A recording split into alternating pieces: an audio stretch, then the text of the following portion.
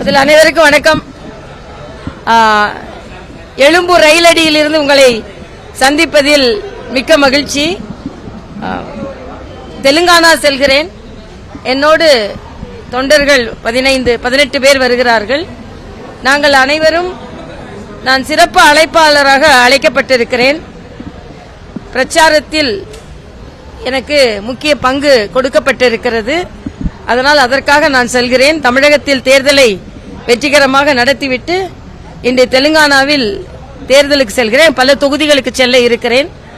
என்னை பொறுத்தமட்டில் தெலுங்கானா மக்கள் மீது நான் அபரிதமான அன்பு வைத்திருக்கிறேன். அந்த மக்களும் என் மீது மிக அபரிதமான அன்பு வைத்திருக்கிறார்கள். தமிழகத்தில் எப்படி என்னை அக்கா என்று அழைப்பார்களோ அதே போல கவர்னர் என்பதை தாண்டி என்னை பெண்கள் அக்கா என்று தான் அழைப்பார்கள். ஆக அவர்கள் தேசிய நீரோட்டத்தில் ஒரு வளர்ச்சி அடைந்த மாநிலமாக கடந்த ஒரு 5 ஆண்டு காலமாக எப்படி ஒரு முன்னேற்றம் தடைப்பட்டதோ அதெல்லாம் இல்லாமல் ஒரு மாநில அரசு தடைப்பட்ட மத்திய அரசிடம் ஒரு நல்ல சுமூகமான உறவு இல்லாமையால் மிகுந்த பல திட்டங்கள் அங்கே தடைப்பட்டது. இன்று நடப்பது பாராளுமன்ற தேர்தல். மரியாதைக்குரிய பாரத பிரதமர் அவர்கள் எல்லா மாநிலங்களுக்கும் மிக அதிகமாக உதவிகளை செய்து கொண்டிருப்பதைப் போலவே தெலுங்கானாவில் இந்த தேர்தலுக்கு முன்னாலே பல்லாயிரம் கோடி கணக்கான திட்டங்களுக்கு அடிக்கல் நாட்டி திறந்து வைத்திருக்கிறார்கள். பல வந்தே பாரத் ரயில்கள் ஆரம்பிக்கப்பட்டிருக்கிறது. பல வளர்ச்சி திட்டங்கள் ஆரம்பிக்கப்பட்டிருக்கிறது. அந்த வளர்ச்சி திட்டங்கள் எல்லாம் நிறைவேற வேண்டும் என்றால் மரியாதைக்குரிய பாரத பிரதமர் அவர்கள் 3வது முறை பிரதமராக வர வேண்டும். அதற்கு தெலுங்கானாவின் பங்கு மிக முக்கியமாக இருக்க வேண்டும். அதனால் தெலுங்கானாவிற்கு நான் பிரச்சாரத்திற்கு செல்கிறேன்.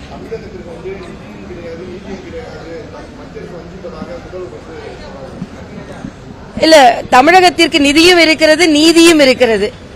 நீதி இருப்பதனால்தான் தமிழக மக்களுக்கு மரியாதைக்குரிய பாரத பிரதமர் அவர்கள் நீங்கள் ஒட்டுமொத்தமாக மத்திய அரசின் திட்டங்களை நீங்கள் பார்த்தீர்கள் என்றால் ஸ்டாலின் இன்று குற்றம் சாட்டும் அதே ஸ்டாலின் கட்சி விபி சிங் முதல் மன்மோகன் சிங் வரை மத்தியில் அவர்கள் ஆண்டு ஏறக்குறைய 5 அமைச்சர்களை கொண்டு அவர்கள் கொடுத்த திட்டங்களை விட தமிழகத்திற்கு மரியாதைக்குரிய பாரத பிரதமர் அவர்கள் அதிக திட்டங்களை கொடுத்திருக்கிறார்கள்.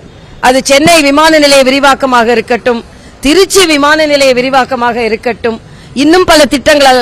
மருத்துவமனை, முதியவர்களுக்கு என்ற மருத்துவமனை இந்தியாவிலேயே 2 இடங்களில் தான் மத்திய அரசு திறந்தது. அதில் ஒன்று சென்னையில் திறக்கப்பட்டிருக்கிறது. அதே போல உயர்கல்வி மருத்துவமனைகள் மதுரை, திருச்சி, திருநெல்வேலி எல்லா இடங்களிலும் சுமார் 300 கோடி ரூபாய் செலவில் கட்டப்பட்டிருக்கிறது. இவையெல்லாம் அதிகமாக உயர் மருத்துவ கல்வி எப்படி கிராமங்களுக்கு மருத்துவ உதவி செய்ய வேண்டும், செல்ல வேண்டும் என்ற வகையில் ஆக பல மருத்துவ கல்லூரிகளுக்கு அனுமதி கொடுக்கப்பட்டிருக்கிறது.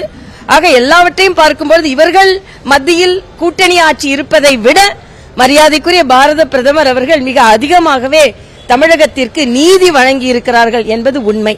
நிதியை பொறுத்த மட்டில் இது ஒரு வறட்சி நிவாரணமாக இருக்கட்டும், வெள்ள நிவாரணமாக இருக்கட்டும், அதற்கு என்று எப்படி கணக்கிடுவது என்று ஒரு கணக்கீடு இருக்கிறது. அந்த கணக்கீடின்படி நாம் வெள்ள நிவாரணத்திற்கு எவ்வளவு கொடுக்க வேண்டும், பேரிடர் நிவாரணத்திலிருந்து எவ்வளவு கொடுக்க வேண்டும் என்ற கணக்கீட்டின்படி அவர்கள் கொடுக்கப்பட்டிருக்கிறது.